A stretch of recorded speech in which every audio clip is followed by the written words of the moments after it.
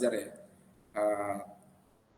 persilangan monohibrid, persilangan dihibrid, sampai pada macam-macam ya pola-pola penyilangannya. Ada back cross, ada test cross ya, macam-macam seperti itu. Saya kira kalian udah mempelajari di SMP. Hanya itu berapa tahun lalu ya, 3 tahun lalu atau 4 tahun lalu ya, ketika kalian berada di SMP kelas 3, kelas 9 ya.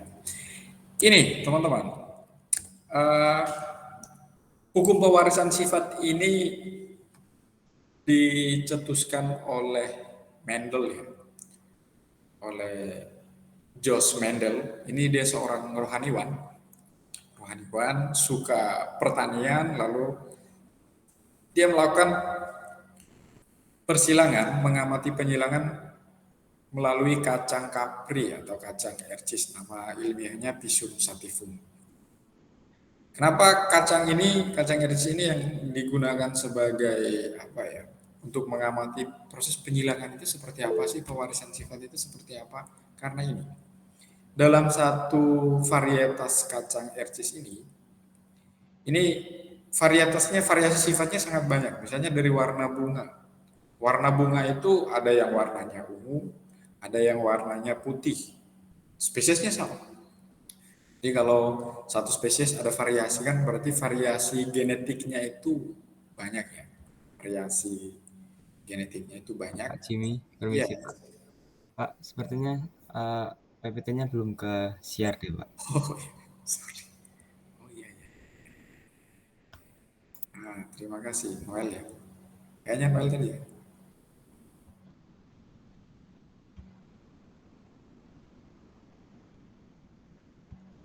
Oke. Terima kasih. Ya, ini dia ya. Slide pertamanya tadi judul seperti ini, kita langsung ya ke slide kedua. Ini dia beberapa alasan mengapa kacang kapri ini yang digunakan untuk mengamati proses penyilangan. Karena yang pertama dia memiliki banyak variasi genetik ya. Satu spesies variasi gennya sangat banyak. Dari warna bunga sendiri ada bunga yang berwarna ungu, ada yang berwarna putih. Lalu dari bentuk biji ada yang bulat, ada yang kisut ya, keriput. Lalu warna biji, di bagian biji kotiledonnya itu ada yang berwarna kuning, ada yang berwarna hijau. Lalu tanaman ini yang melakukan penyerbukan sendiri ya. Setiap menghasilkan bunganya ini pasti menghasilkan buah dan biji, sehingga untuk proses pengamatannya bisa lebih mudah ya. Proses pengamatannya lebih mudah. Lalu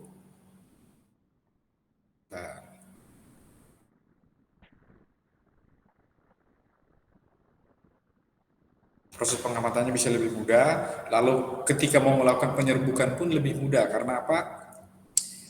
Di setiap bunganya itu terdapat serbuk sari dan juga kepala putik, sehingga ketika mau melakukan persilangan, kita mau menjilangkan bunga yang mana dengan bunga yang mana itu sangat mungkin. Lalu selain itu letak daun ya, letak tunas daun juga itu bervariasi. Jadi dalam satu spesies itu variasi gennya itu sangat banyak, sehingga ini mudah untuk dilakukan persilangan. Apalagi tanaman kacang ercis ini tanaman jenis liana ya, merayap, dia tidak terlalu tinggi, tidak terlalu besar, sehingga memudahkan untuk melakukan pengamatan.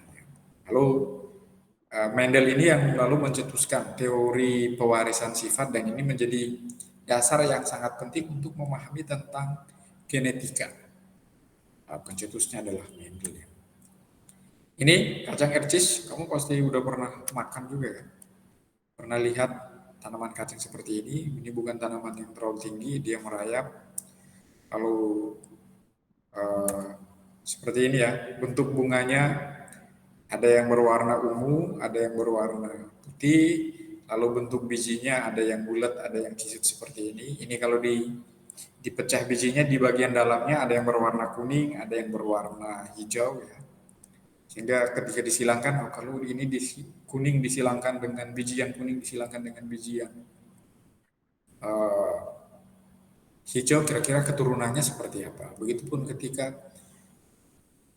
benang sari pada bunga yang ungu disilangkan dengan putih bunga yang putih dan sebaliknya, itu nanti menghasilkan keturunannya seperti apa, sifatnya seperti apa. Ini mempermudah untuk melakukan pengamatan ya. Secara konsep, peta konsep seperti ini, pola-pola hereditas ini ya kita akan melihat hukum Mendel ya.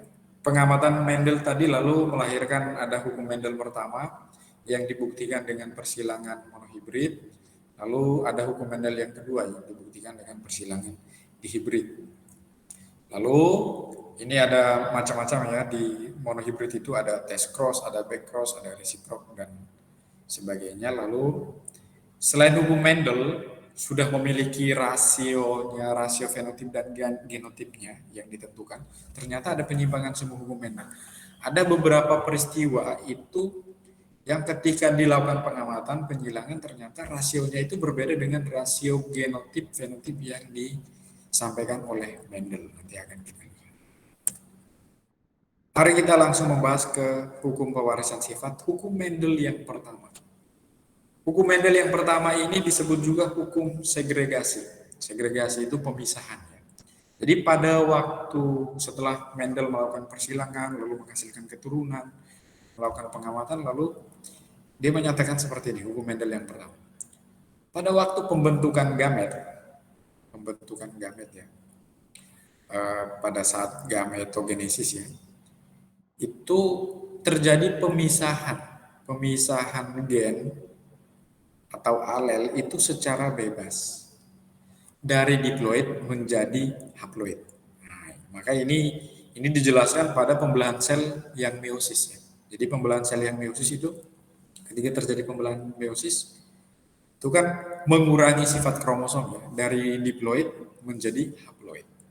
Kenapa itu bisa terjadi? Karena alel-alel, gen-gen pembawa sifat itu ketika terjadi pembentukan gamet sel kelamin, gen-gen ini akan berpisah secara bebas. Yang tadinya diploid, ya, gabungan sifat dari ayah dan ibu, lalu itu akan berpisah secara bebas lalu menghasilkan anakan sel yang bersifat haploid, dari diploid menjadi haploid. Ya. Gambar ini ilustrasi ya, misalnya yang berwarna biru dan coklat ini menunjukkan alel ya. Kromosom itu kan dia punya kromosom homolog ya. Kromosom homolog lalu dikode dengan huruf. Kalau dominan itu diberi huruf besar, kalau resesif itu diberi huruf kecil ya. Lalu ini dibuktikan dengan persilangan monohibrid. Nanti kita lihat ya, kita lihat hukumnya dulu. Lalu hukum Mendel yang kedua. Hukum Mendel yang kedua ini lanjutan dari hukum Mendel yang pertama. Kalau hukum Mendel yang pertama tadi, ketika pembentukan gamet, alel-alel itu dia akan memisah, akan berpisah secara bebas, akan melepaskan diri dari diploid, lalu menjadi haploid, ya pada pembelahan meiosis. Lalu ketika pada hukum Mendel yang kedua, itu lanjutan. Jadi alel-alel yang berbeda yang telah bersegrasi, yang telah berpisah secara bebas, ketika membentuk individu baru juga, dia akan juga bergabung secara bebas atau akan berpasangan secara bebas lalu membentuk genotip dengan kombinasi-kombinasi alel yang berbeda. Jadi setelah dia berpisah secara bebas, dia juga akan bergabung secara bebas untuk membentuk genotip dengan kombinasi yang berbeda juga. Ini ilustrasi ya, misalkan ini satu kromosom ya. Garis ini adalah lengan kromosom. Coba teman-teman ingat lagi pelajaran kromosom kemarin ya. Ini adalah lengan kromosom, lalu kan di garis yang horizontal ini menunjukkan gen ya. Ini menunjukkan gen. Lalu letak gen ini kan yang disebut locus. Locus ini lalu dilambangkan dengan huruf ini, lalu huruf ini disebut alel ya. A besar itu menunjukkan sifat yang dominan, sedangkan A kecil ini menunjukkan sifat yang resesif. Misalnya alel A ini merujuk pada sifat warna misalnya. warna merah dan putih. Misalnya merah itu dominan, maka merah ditandai dengan huruf A besar, putih itu adalah yang resesif, maka ditandai dengan huruf A kecil. Lalu B ini misalnya dia menandakan ukuran misalnya ya, ukuran besar dan kecil misalnya. Maka B besar ini misalnya ukuran besar itu dia dominan, maka B besar itu untuk ukuran yang besar, sedangkan B kecil ini ukuran yang kecil, resesif. Jadi ada dua sifat beda ya. Ini tadi warna merah dan putih yang A, lalu B ini untuk ukuran panjang, ukuran ya besar dan kecil misalnya. Oke, dua sifat beda ya. Lalu ini yang kita sebut alel ya.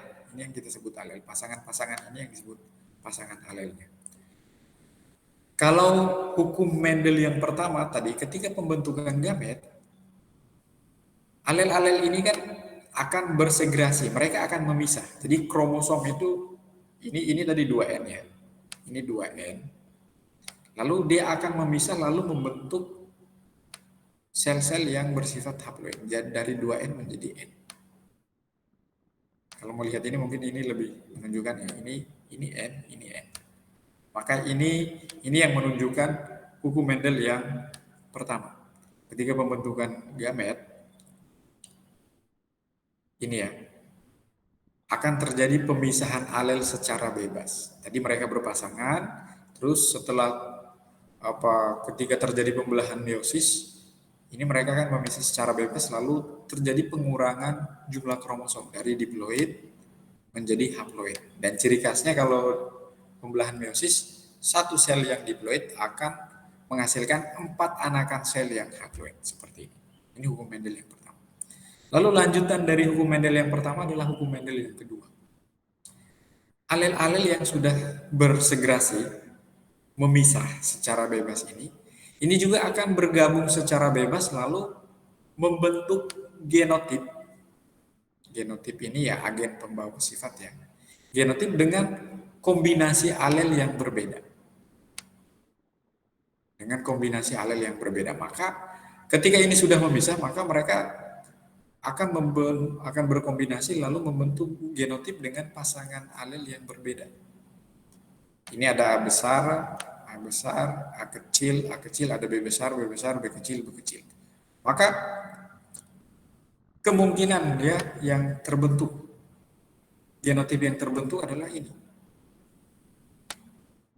A besar ini dia bisa dengan B besar, lalu B besar ini juga dia bisa dengan B kecil, ya. Terus ini ya, kalau misalnya seperti ini, lalu kita melihat di sini berarti kan ini ada A besar, lalu ada A kecil, lalu ini ada B besar, lalu ini ada B kecil di sini. Maka pasangan gametnya A besar bisa dengan B besar, A besar bisa dengan B kecil, lalu apa lagi ini A kecil bisa dengan B besar, lalu A kecil bisa dengan B kecil. Ini sebenarnya ini harusnya A ya, bukan B.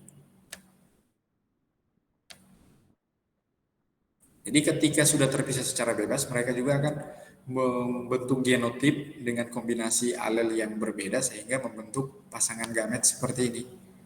A besar bisa ketemu dengan A besar bisa ketemu dengan B kecil, lalu A kecil bertemu dengan B besar, lalu A kecil bertemu dengan B kecil.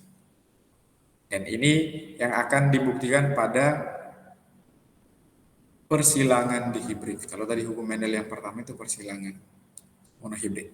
Lalu apa fungsinya ketika gamet ini, genotip yang terbentuk pada gamet ini variasinya menjadi lebih banyak seperti ini? Fungsinya apa? Peranannya apa? Peranannya adalah ketika menghasilkan keturunan F2, variasi sifat yang dihasilkan itu akan lebih banyak, lebih bervariasi. Dan itu dibuktikan pada persilangan hibrid.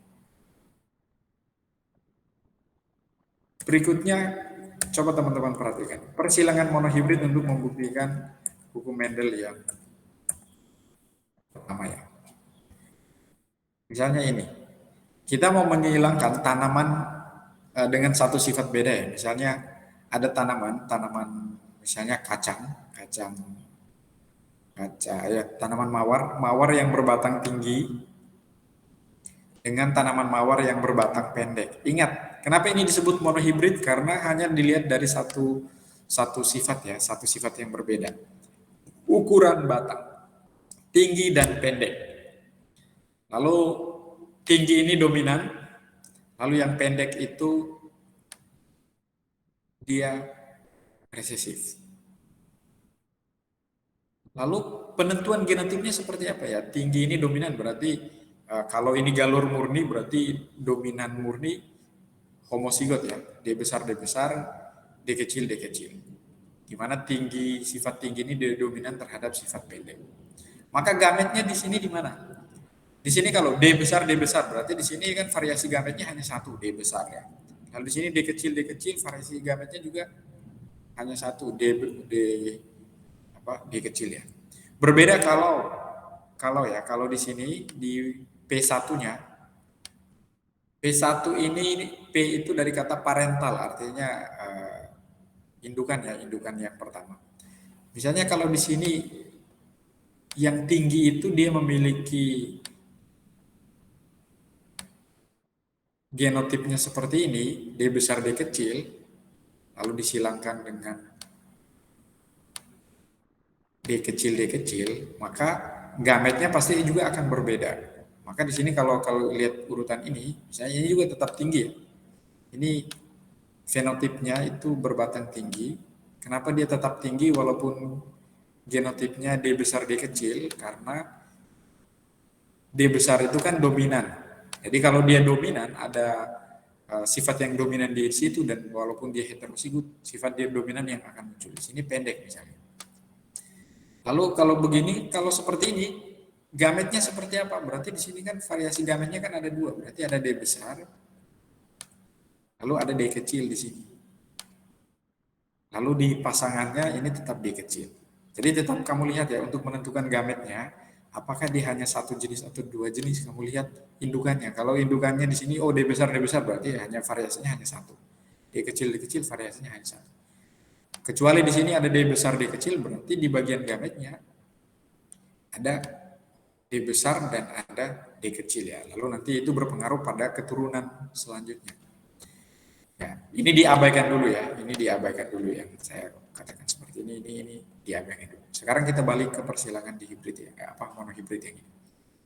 Kalau ini disilangkan, maka keturunan F1-nya adalah apa? Kombinasi ini ya, D besar dan D kecil. Ya, ini disilangkan tinggal ya. Kalau D besar disilangkan dengan D kecil ya sifat yang muncul pada keturunan pertama D besar dan D kecil 100%. Lalu ini fenotipnya apa? Fenotip itu sifat yang tampak ya, karakteristik yang bisa langsung dilihat itu tinggi. Kenapa tinggi? Karena di sini ada D yang dominan ya tadi ya. D itu mewakili sifat tinggi yang dominan. Lalu persilangan Mendel itu biasa diteruskan sampai memperoleh generasi kedua. Maka generasi kedua untuk parental kedua itu biasa sesama F1 itu disilangkan. F1 kan D besar D kecil ya. Maka ini D besar D kecil disilangkan dengan D besar dan D kecil. Sesama F1 disilangkan. Anggap saja misalnya ini yang jantan dan ini yang betina. Lalu gametnya seperti apa? Nah, kamu bisa membandingkan ya. Gamet pada parental kedua dan gamet pada parental pertama. Kalau pada parental kedua kan ini gametnya pada yang jantan itu ada dua jenis, yaitu D besar dan juga D kecil. Begitupun yang betina ini juga ada dua jenis, D besar dan D kecil. Ketika ini disilangkan, sebenarnya cara menyilangkan kamu bisa menggunakan papan catur seperti ini. Ya, ada macam-macam teknik ya, bisa menggunakan alur yang disebut garpu ya. Ada juga yang disebut papan catur seperti ini. Maka ini sebenarnya disilangkan monohibrid itu lebih mudah. Kamu tinggal menyilangkan. Kalau D besar ini dipasangkan maka dia punya kemungkinan untuk memasangkan D besar dengan D besar dan D besar dengan D kecil. Begitupun sebaliknya D kecil disilangkan dengan D besar, D kecil dengan D kecil. Maka kita memperoleh keturunan seperti ini. ada 4 variasi di keturunan kedua ya. Berarti sifat yang dihasilkan itu dia lebih banyak ya. Genotip yang dihasilkan itu variasinya lebih banyak. Ada di besar, di besar, di besar, di kecil, di besar, di kecil, dan di kecil, di kecil.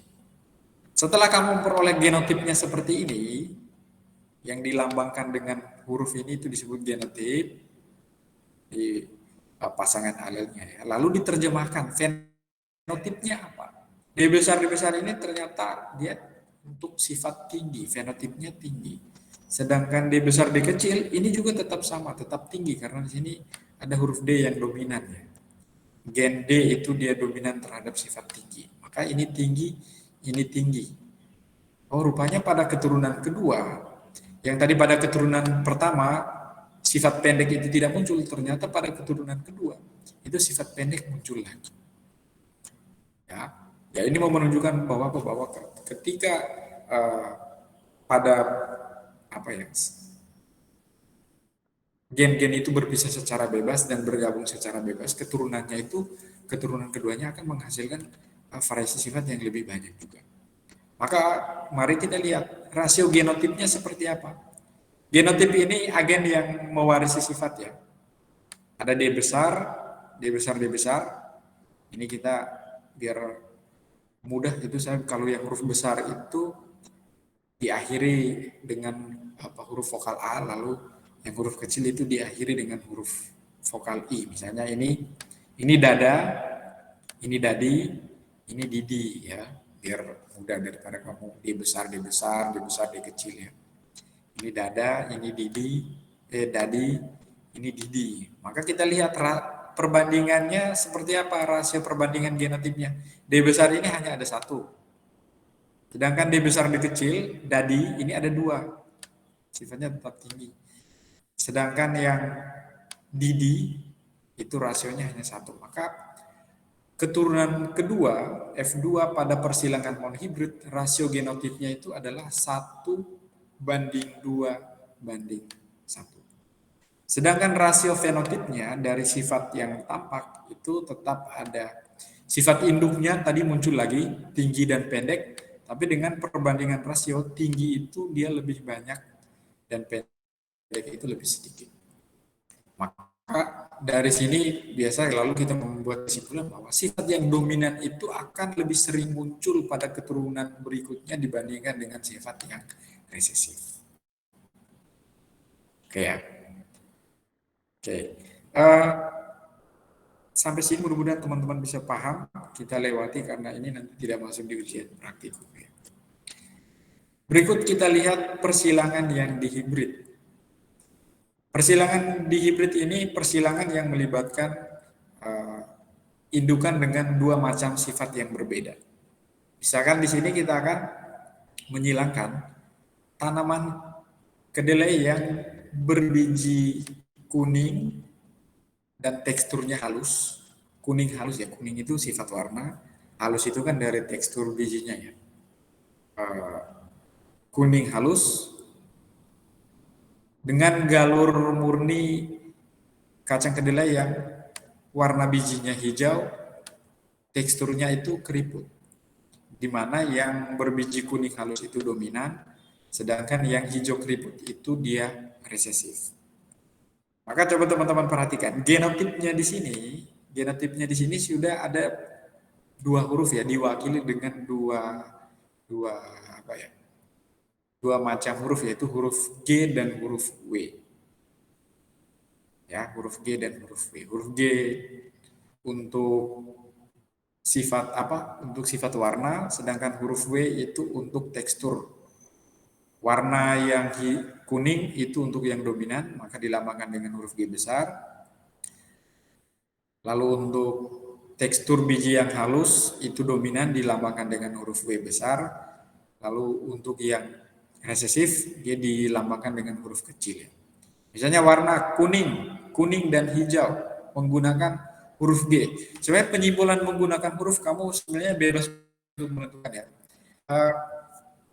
Selama ini ya, saya belum menemukan bagaimana penentuan untuk menentukan simbol menggunakan huruf. Hurufnya mau menggunakan huruf apa? Sebenarnya tidak ada ketentuan khusus ya, tidak ada ketentuan khusus. Kenapa kok ini memilih huruf G, kenapa ini memilih huruf W? Kenapa ini G, ini memilih huruf W? Uh, maka ini kan pemisalan, jadi kamu bebas, kamu menggunakan huruf A, menggunakan huruf B, A dan B, atau A dan C, itu kamu yang menentukan sendiri. Sekarang mari kita lihat selanjutnya, proses penilangannya.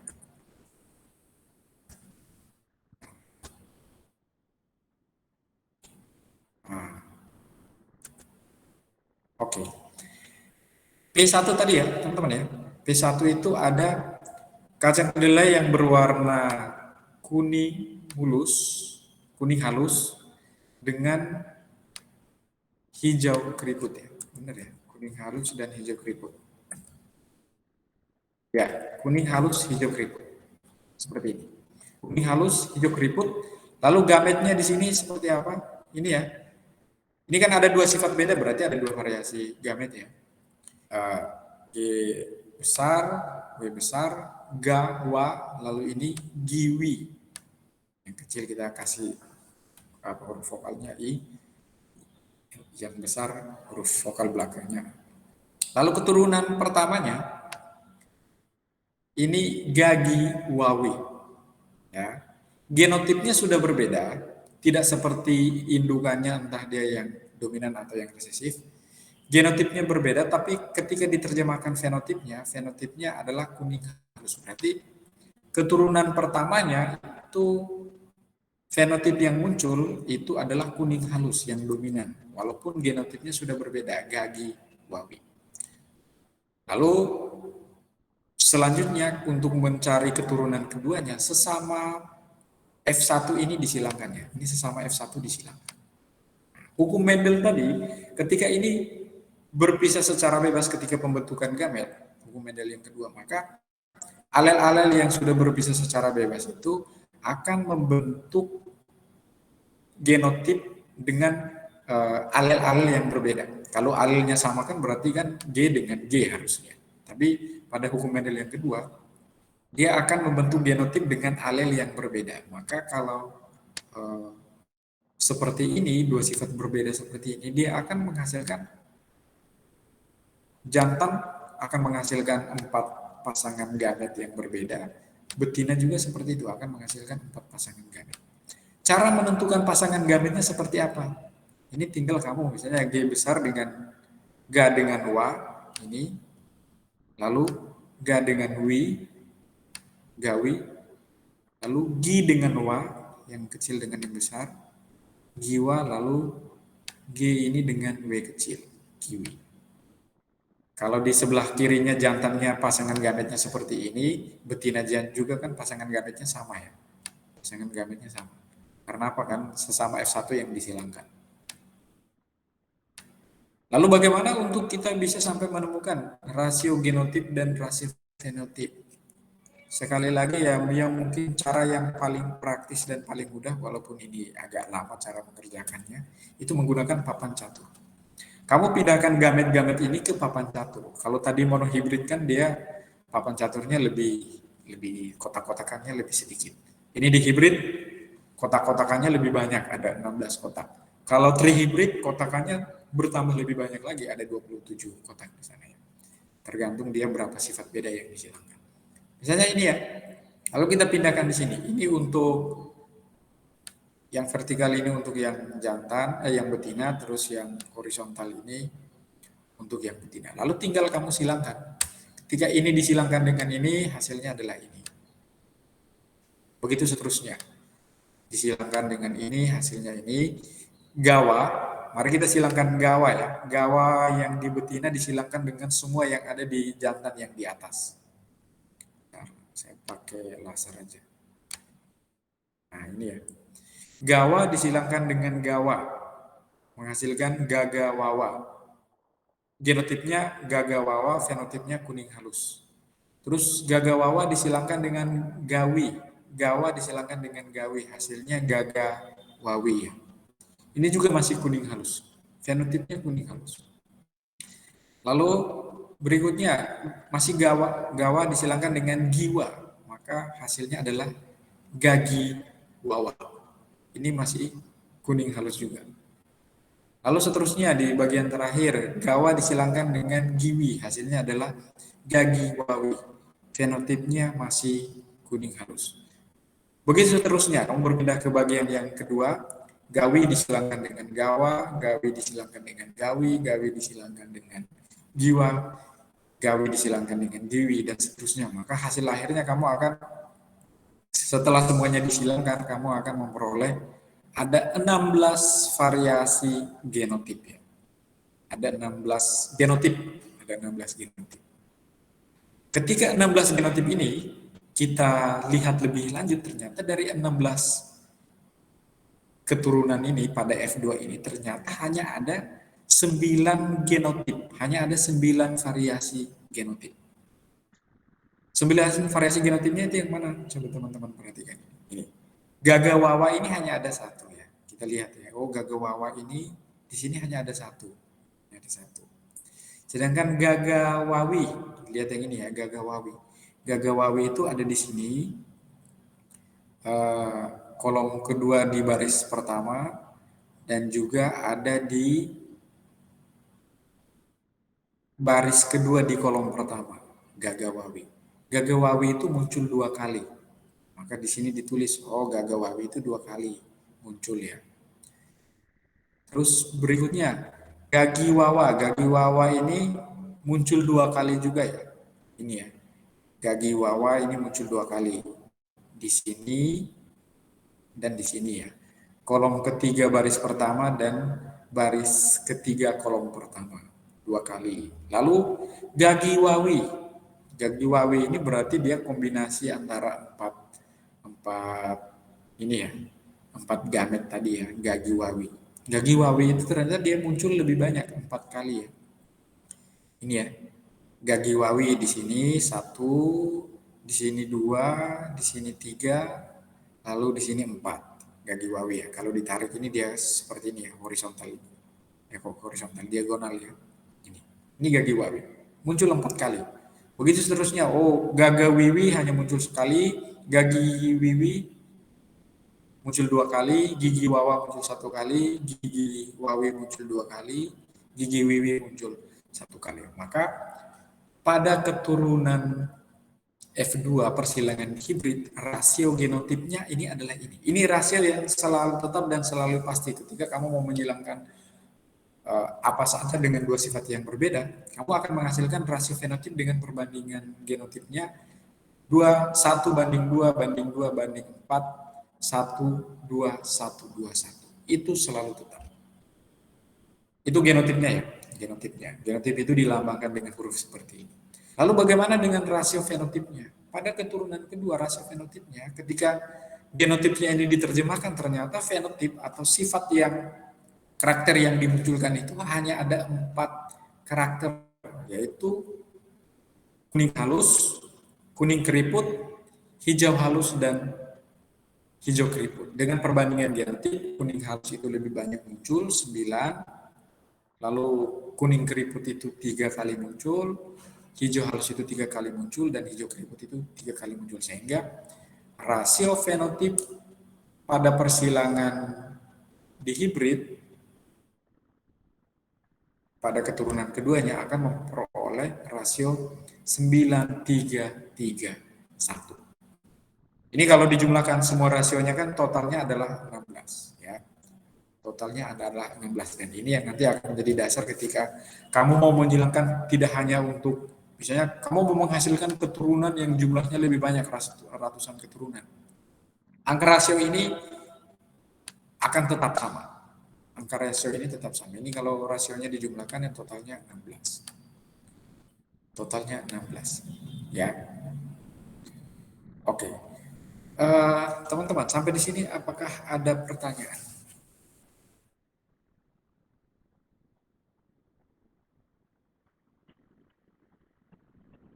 Kalau tidak ada pertanyaan, saya punya latihan soal. Teman-teman mengerjakan persis seperti ini ya. Nanti pemisalannya sepertinya sudah ditentukan ya. Tinggal nanti kamu coba mengerjakan seperti ini. lalu mengisi, melengkapi tabel dan juga nanti mencari rasio genotip dan fenotipnya. Untuk rasio genotip dan fenotip harusnya sama seperti ini. Ya, rasio genotip 1, 1224, 12, 121, lalu fenotipnya 9331. Sekarang latihan soal, kamu latihan soal. Kita masih punya waktu ya. Semua wajib latihan soal ya. Kalau kamu mau misalnya mau berdiskusi, bekerja sama berdua-dua, mau teleponan, video call atau apa segala macam, WA call, boleh ya kalau mau berdiskusi berdua. Silakan sekarang kamu latihan dulu ya di kertas. Kamu akan menghilangkan tikus berambut hitam dan kasar. Rambutnya warnanya hitam dan teksturnya kasar. Genotipnya baba dada. Disilangkan dengan tikus yang berambut putih dan teksturnya halus. Bibi Didi. Dan gen yang hitam dan gen kasar, hitam dan kasar ini dia dominan ya. Maka dilambangkan dengan huruf yang huruf besar semua ya. B besar untuk berambut hitam, D besar untuk kasar. Sedangkan yang resesif, rambut putih itu huruf B kecil karena dia resesif, teksturnya halus itu dilambangkan dengan huruf D kecil karena dia resesif. Lalu ini sama ya, kamu mencari keturunan pertama, jika F1 disilangkan dengan sesama F1, maka hitunglah perbandingan fenotip F2-nya, genotip dan fenotip F2-nya. Sekarang kamu silakan mengerjakan ini di kertasmu ya. Di kertas apapun itu, nanti saya minta kamu mengumpulkan. Latihan ini nanti akan dikumpulkan sebagai nilai tugas ya. Bisa masuk kognitif, bisa masuk keterampilan.